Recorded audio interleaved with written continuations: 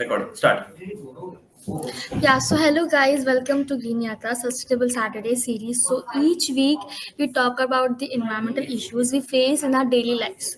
So today, this week, we have Kayden Anthony. He is a senior program manager and a filmmaker with the social media handler. So we will be talking about the light pollution. Let's engage in discussion and talk about the impact of light pollution and how we can address it. Yeah, so Kayden, go forward. Thank you so much, Dimple, for that amazing intro. And let's start with the topic. So, first of all, when we hear about pollution, the common thing we think about is something very different, something dirty, something disgusting, something harmful. Well, light pollution does fit the harmful bill, but it may not seem as disgusting as dirty or as, it doesn't seem as harmful as the other forms of pollution. So this is an example of water and land pollution where we can see that the water is ridden with chemicals. There's a lot of trash in the water, and now all of this are very well forms of pollution, and it is harming the environment. Okay, but this is clearly visible to us. We can all see that okay, this is bad. Okay, and so now we all have been taught from childhood that this is a form of pollution. Plastic does not degrade Hmm.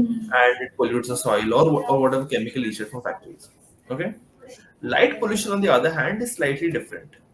So, so sorry. So pollution basically means contamination of a certain environment, which affects ecosystems, human health, air, water.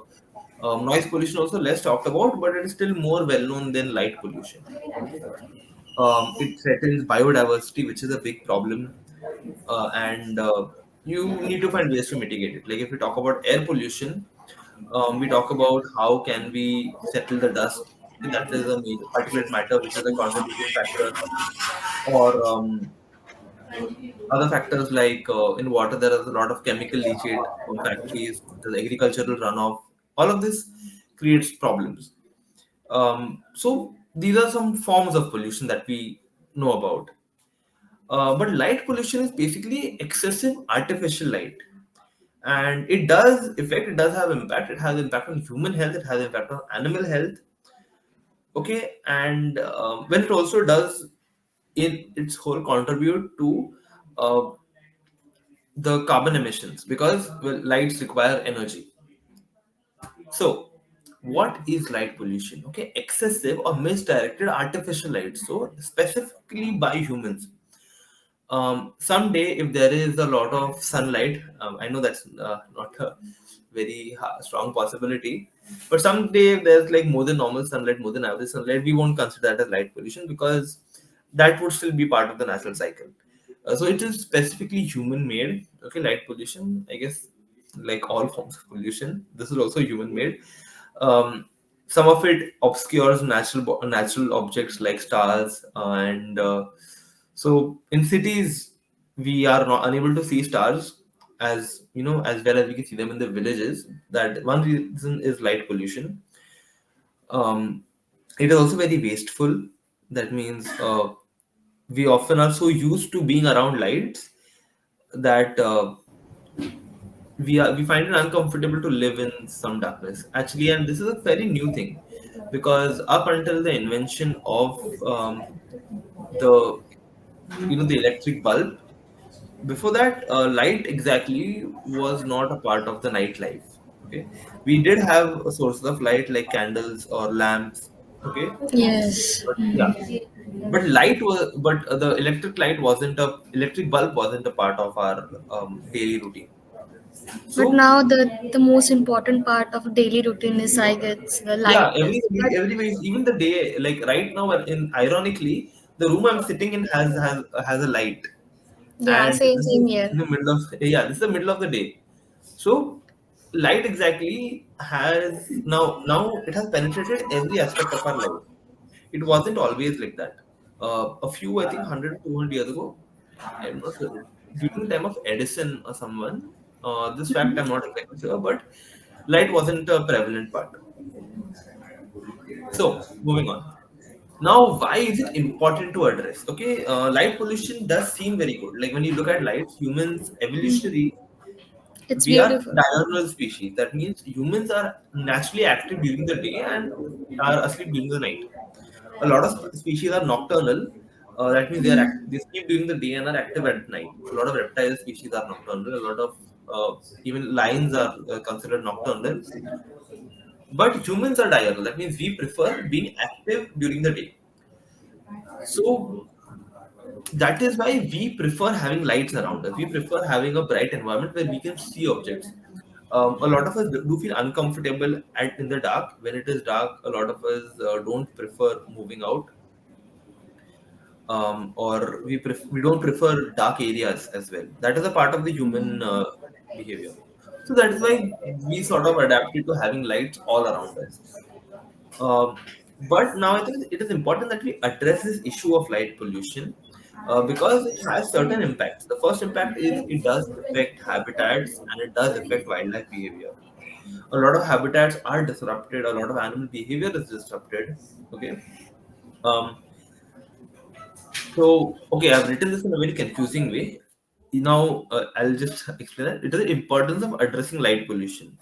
So there are problems, and these are the solutions. Like if we address light pollution, we will preserve our natural habitats. If we address the problem, we will protect human health. Okay, a lot of if you have heard of the Greek astronomers, like a lot of Greek astronomy is still prevalent today, where we look at the stars and we see, okay, there's Sagittarius, there is the North Pole, the Polaris, okay, and a lot of this was possible because our ancestors were able to look at the stars and come up with patterns and come up with navigation, looking at the celestial bodies.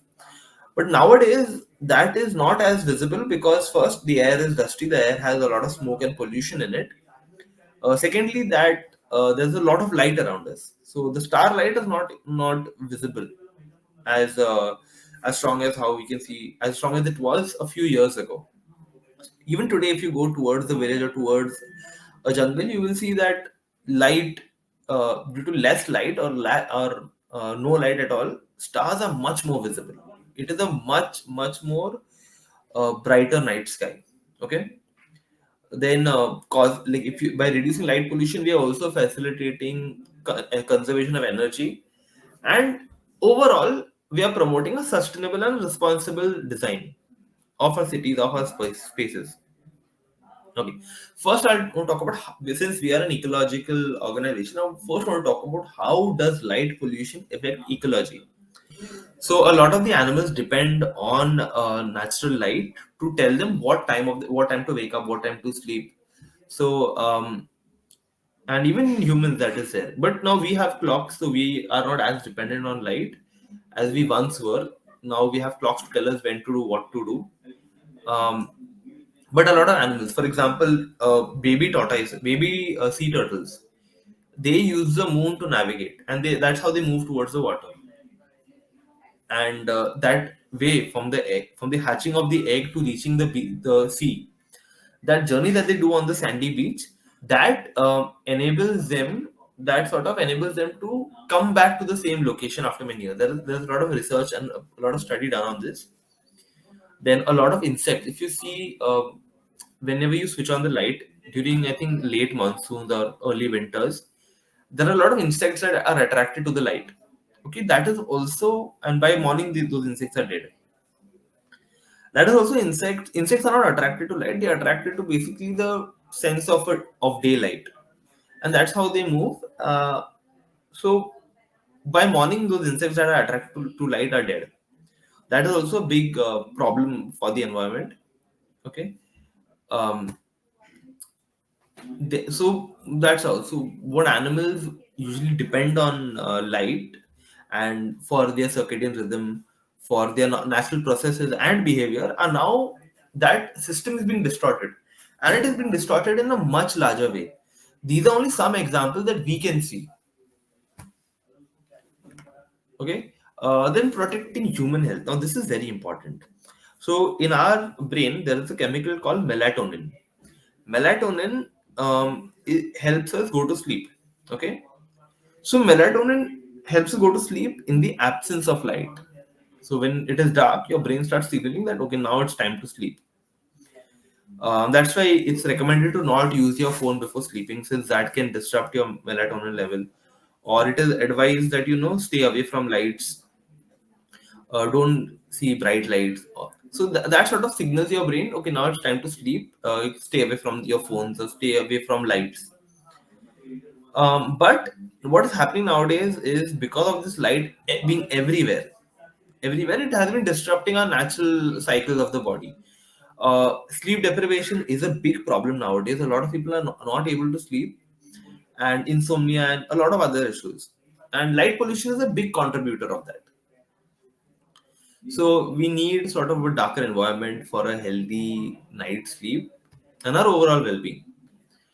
Okay, astronomical research. This is light pollution is a stargazer's biggest nightmare. Now, due to light pollution, due to so much light, um, the skies are not as clear as they once were. The planets that you could see, with your eyes, the stars that you could see earlier with your eyes are now not visible. So, a lot of astronomical research is being affected by it. Although we have stronger telescopes now, but at a lower level with the basic telescope, I guess that is being affected by light pollution. Then our preserving of cultural heritage. A lot of our ancestors use stars to create stories, to create sort of folklore that passed on through generations. Not just that, they also used the stars and the sky to navigate in the night, or for various things, to keep an eye on the calendar. But nowadays, well, although we don't need that, but our cultural heritage is now being covered by smoke, by dust, and by light. A lot of light, so we are unable to see the light from the stars. Okay. Now there are various sources from which light pollution comes. Street lights is one of the biggest problems. Then there are residential billboards. Sorry, commercial lighting. There are residential houses, billboards, sports facilities. All of them have these massive lights, and all of the light does create a big problem. Industrial facilities, vehicles. Okay, indoor lighting being on all the while. Now, this again. Now, one light does not have a very big impact. One light, but throughout the city, when there are so many small lights together, they together contribute to a very big impact, and that impact is what creates the problem. And as we said, we'll talk a bit more about ecological disruption. First is disruption in wildlife behavior, spoke in, which is spoken detail of how wildlife behavior is disrupted because they cannot follow their circadian rhythms. Habitat fragmentation. Very weird way to put this, habitat fragmentation. But what happens is when there is excessive light, animals that stay away from light. For example, a lot of animals do prefer being active at night, so they avoid the lights. So, habitat fragmentation is also an important problem that is created by light pollution. Habitat fragmentation essentially means when when one habitat or one jungle, which was one whole mass, has now been divided into two or multiple parts. Maybe by a road, maybe by some construction, maybe by building, maybe by a village urbanization. A lot of factors divides habitats, and that is the problem, because first the habitat becomes smaller, and second, animals, there's a lot of genetic isolation. That means animals from this population cannot breed with animals of the other population, which also has long-term detrimental effects on the animal. So light also creates a big habitat fragmentation. Animals that avoid light, okay, let's say if there are two ecosystems. There is one ecosystem, and in the center of it there is light. Animals that avoid light will avoid crossing that ecosystem and going to the other part of its other part, even though there is no disturbance as such. They can easily cross it, but since they avoid light, they sort of avoid being there. Avoid going to the other side, which also causes sort of genetic isolation, which is a big problem. Then altered reproductive cycles. Okay, now I don't have any specific example for this, but again, a lot of the animals depend. Plants actually, a lot of plants depend on the light duration in the day, okay, for flowering.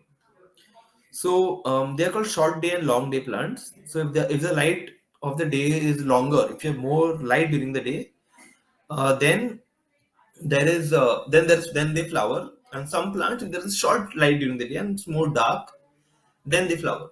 So now with light pollution, with a lot of light everywhere, most plants would not flower because now there's no light, or there is more light.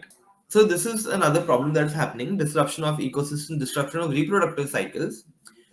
Um, then there is like a shift in species composition. This is a simple example of the pepper moth. Pepper moth, when the carbon dioxide when the soot content increased in the air, how pepper moths, the darker pepper moths were selected.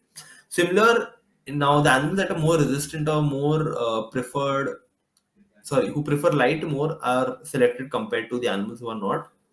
Marine life, I gave the turtles example. So a lot of marine life does use light as a as a beacon, or or for navigation. Additional light does cause a big problem with that. Bioluminescent organisms, definitely a big problem for them because they communicate through light. If you add a lot of light around them, they would not be able to communicate. They would not survive. Loss of night sky areas, that is also a problem that we talked about. So addressing of this light pollution, now we've talked about the problems and what they create now, but addressing this issue is a big thing that we have to focus on. How do we find solutions? Okay. Using shielded fixtures to avoid the light from going outside its designated area. Okay. um, so now, a lot of the light, we want our cities to be bright, but a lot of the light is spilled towards forest, towards wild areas. So adding shielded fixtures to not allow the light to cross is an important thing we can do. Okay, installing timers and motion sensors. So only when the light is in use, only when you're walking across the room, the light is on, and it is not. Otherwise, it is even saving energy, and it is not causing excessive spillage. Okay, using for energy efficient lighting. Now this may not directly benefit light pollution as such, but it does affect the consumption, energy consumption. Okay. Okay, this the fourth one is very important: implementing light ordinances, or or there are some rules, okay, that we can implement. A lot of villages are actually following. So during certain festivals, I think during the turtle festival, some villages in India itself do not switch on the lights, and even some near the nesting spots, they don't switch on the lights to allow the wild animals, or the turtles basically, to comfortably lay their eggs, and during the hatching season for the babies to easily reach the sea. So this is one major thing that is happening. So if we allow at a policy level, when this happens, it creates a big impact. Consider lower intensity lighting. That is very important. If you don't need a bright light for a corridor, then don't add a bright light for a corridor. Maybe if you need it for reading, just add a small light that will help you read. Okay. There are a lot of dark sky friendly practices. Okay. It's okay to rest your eyes sometimes. Just try to not just stay away from this hustle bustle for some time in the dark a bit. Okay. Educate and raise awareness. A lot of us do not know that light pollution exists. Okay, now talk about it, tell others about light pollution. Okay. Support. एक minute रुक जा, break लग गई screen का. Okay. Support dark sky preserves. There are certain areas designated for absence of light to preserve natural beauty of the place. Okay. That is important. So do that as well, and do the small practices to help light pollution. And now I'm going to talk about the most important point. Okay. What can we do to avoid light pollution, or avoid pollution of any sort? That is prevention. Now most of these solutions, like adding fixtures, adding having these designated lights, a lot of these actually need prevention. That means if there is a jungle, or if there is a forest area, or if there is a natural area that is being affected by light, just prevent lights in that area. Okay. Best case for wildlife would be prevent absolute prevention of light in certain areas. Okay, I know humans, as humans, we need light okay, to function. But prevention is always best. So as much as we can, we try to prevent the use of excessive lights in these areas. Having said that, I come to the end of my presentation. Thank you so much, Dimple, for patiently listening to it. Thank you so much, Kayden, for giving such a huge what to say information about the light pollution. And as per the my knowledge, there are many people who doesn't know about light pollution as well. Like even there, even our kids, like not our kids, like generation, even our books, this has not been mentioned clearly or like elaborate about this pollution as well. So yeah, this awareness has to be needed. So thank you so much. Thank you. Okay. Oh my god. And